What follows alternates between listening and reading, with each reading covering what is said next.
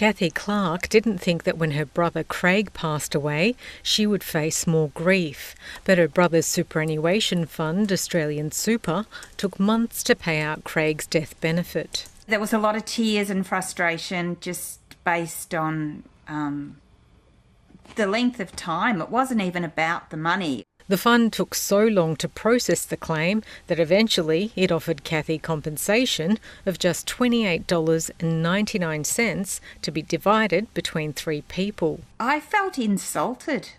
I would have preferred just an apology. Australian Super would not comment on Ms Clark's case, but said in a statement that it has now brought claims processing in-house and has seen a significant reduction in claims processing times.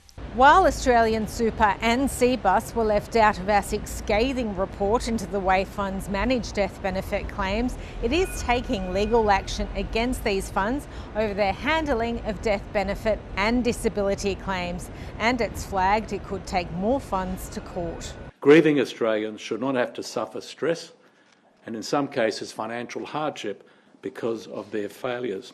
ASIC's report covers 10 funds responsible for about 38% of the APRA-regulated market. It found there was a big difference in claims closed within 90 days between the slowest and fastest funds. Of the claims ASIC reviewed, 78% had delays caused by processing issues within the trustees' control. We've really worked very hard on improving processes and responding better to what the public rightfully expect of their super fund. A promise that may be too little too late for people like Kathy. For more, ASIC Commissioner Simone Constant joined me. Welcome. ASIC Chair Joe Longo has described this as a failure of leadership. Is it clear to you how it's possible that such a systemic failure of governance has been able to occur? We think that's a question for the funds, and we're putting them on notice of that question. We do see that it is, as you say, a failure at leadership level. There was no trustee at board level or at leadership level that, for example, reported on end-to-end customer servicing times. Not one of the funds saw at leadership level the tracking of complaints, metrics, data, information to know how end-to-end servicing of these death benefits was going. Is it conceivable directors of these funds did not know of the lengthy delays that some beneficiaries had to endure? If that's conceivable, then that's failure. This is their job. It is their job to know how their end members are receiving and experiencing their services. And such important services such as support, payout at the time of losing a loved one, those points of vulnerability, this is right at the core of their service delivery requirements. So if it's conceivable, it's extraordinary and unacceptable, and that's our message today. Should ASIC have cracked down earlier? ASIC's been calling this out for years. This is 2 years' worth of data we've brought together in this report, but it's not the first time we've been public about this. For the past year, we've been communicating frequently and publicly.